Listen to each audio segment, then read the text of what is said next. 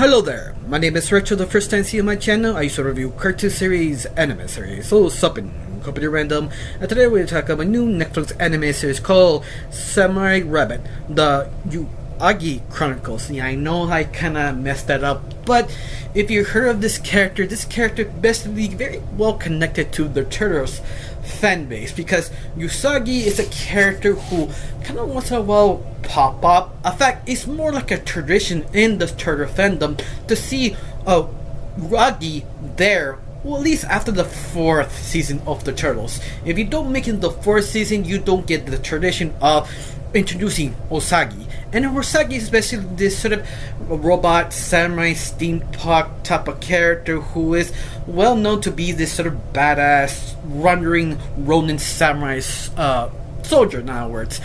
But I love it that it took so long to actually do it, because it had been tempted to make Usagi a thing, a real show, but every time they do, something goes wrong. I think one of the most infamous one is like back in the late 80s or early 90s, they attempted to do a pilot and it's just sort of failed because it was like too late. The craze of the Turtles died down, and you can see the lot of elements of the original pilots. Now, this new series is sort of continue attempted to do this series, and it did it correctly. I have to say yes and no. I mean, there's some things are a little bit slow, some things are super great, and some things it's just interesting what they did to this show. And I think one of the biggest interesting is they never made the main lead Usagi the main character. It was his ancestor became the main character, called Oishi Usagi, that he is like the 3rd generation of a samurai, but he can't be a samurai because all his life he was sort of stuck in the farm, just heard this tall tales of his uncle, how great he was, and he's connected to him, the greatest samurai ever exist. And that's how the story starts. Like, you see Oishi wanted to be a samurai super bad, but he was sort of raised in a farm, and that sort of asks sort of questions like, why is he in a farm? Why his aunt raised him? They never go to his backstory. Maybe the comics they do, but it's something that's sort of interesting because he's just sort of filled with stories, a legend about his uncle. That's what sort of motivated him to become a samurai, to go to the big city, to prove himself to be the samurai, to be as awesome as his uncle. So the twist came in. He realized his uncle was a betrayer of the samurai. He was sort of infamous to being the bad guy in histories. That sort of crushed Oishi, because his illusion about his granduncle be so great, and he's wondering, well, I can prove my uncle is not a monster, a betrayer. But the only problem is Oishi is a farm boy. He doesn't know nothing about the city. He usually walks during the streets where cars are passing through, realizing you have to stop the cars, you have to wait the stop sign, change the light, but he just goes. I mean, like, this guy can easily die in the city because he doesn't know how everything works, because he's a farm boy.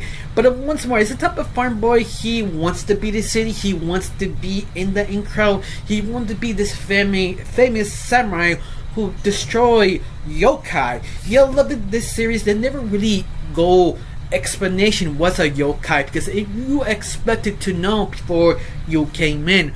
This is the reason why this character was created, to understand Japanese culture. Yeah, I love it. It's right now that you don't need to worry about that. You just you know. If you're not doing your research, yeah, that itself I enjoy, because usually that's one big problem to create this show is the Japanese culture. Yeah, I love it. They don't need to explain it. It's just sort of, yeah, this is what it's called. Let's move on. Yeah, I really enjoy it. Now, Yuichi as a character, I like him. To describe him, he's sort of like kind of like Paul from Kung Fu Panda. He's overexcited and very enthusiastic about his career job. He wants to do this, but at the same time, he's sort of impatient. He can't focus. He's a character is flawed. I mean, he has his issues, but he knows over the time to realize the mistakes he's doing to self improve, because this kid still has a lot of things to learn, to understand, to be basically a professional yokai storer or hunter. But a little bit more, that sort of broke his dream a little bit more to realize the yokai are not evil. Yeah, I think this is so interesting about this series, that you assume yokai are evil because they don't exist. They sort of disappeared, and you really don't know why. But every time you see a yokai, oh, you must kill it, they're evil.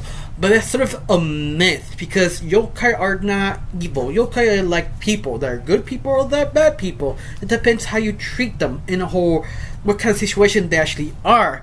I'm not just like, I'm sort of surprised they went there, because you make Yuichi to actually think about the stories, think the situation, and think about what happened to his uncle, how he became so infamous, how his lore connected to the yokai, how the disappearance, and understanding he had to become better than that, understanding to be a good samurai, and on top of all this, also find a teacher to teach him to become a samurai, and that he doesn't want it, but he realized he kind of needed it because he was sort of cocky.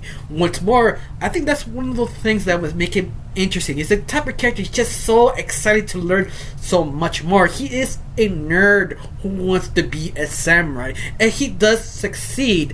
But I love it, there are a lot of bumps on the road to realizing what's the right step to do.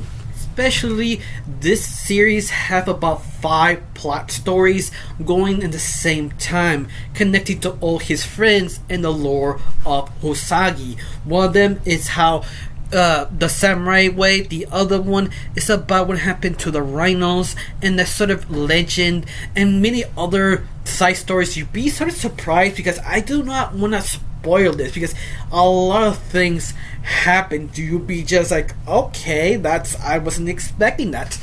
But also, I have to say, there's sometimes the series is a tad slow. I mean, especially at the very beginning, and also close to the very end, they just sort of slow down, because they don't want to be that dramatic, but they do want to be dramatic, but they don't know when to do it exactly.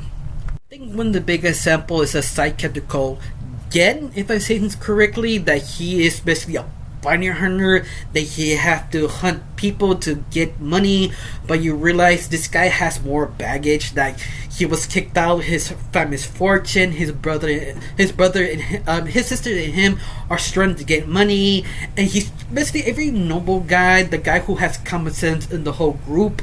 But at the same time, he has his own sort of weird issues, that they try to be dramatic, but they know when to be dramatic or when to be comical. And that's the sort of the struggle you make a series. You just don't know what is the right step. You also had Chisu, the cat, who is inside the ninja clan, who wanted to take down the whole city, reclaim it. He also take the magic stone, who has basically all the yokai. But I love it that she's sort of in between good and evil, that she doesn't know what is the right thing. It's always that sort of duality, but at the same time has the same problem, that doesn't know when to take serious, when to take comedy. But luckily, her character arc is all serious, to understand her situation, understand what is a samurai, nothing to be glorified, to just to be sort of feared. But once more, that did handle it pretty well. We have Kasumi, the fox, who basically is the thief, the person who cannot stop stealing, the person you think you can trust, but at the same time maybe you can't trust, but you really don't know. But once more, the series is not yet there, fully developed each character. She's sort of left as a cliffhanger to hopefully get a season 2. I think the final character I want to talk about is the yokai in general. That sort of twist that they're not evil, but leave that sort of question mark, that what are they there for? What the reason to exist, and why the stone sort of connected to them.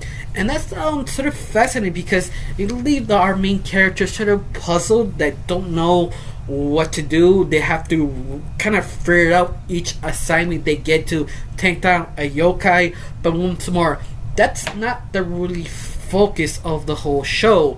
It's basically sort of develop the character, you develop the world, understanding what is the right thing to do with this yokai.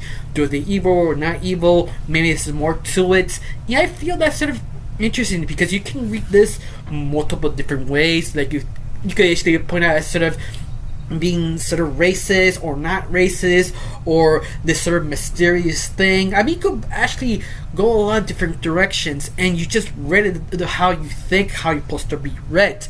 And I think that's why I just enjoy this series. It's just so interesting, but at the same time, I feel you need 10 episodes. I think a good 8 episodes, that's what Usagi needs with this type of show. But once more, it tries really hard to grab your attention, and it does. It really does a good job to entertain, to build lore, understand the world of Usagi. Yeah, I feel they well executed. They have some bumps. It just works. I don't know how you felt about this series. Did this actually work for you? It didn't. As a Turtle fan, you were excited watching the series. Tell me down below. Let me know. I really got nothing else to say. Just thank you for watching. Don't forget to subscribe and have a wonderful day. Bye.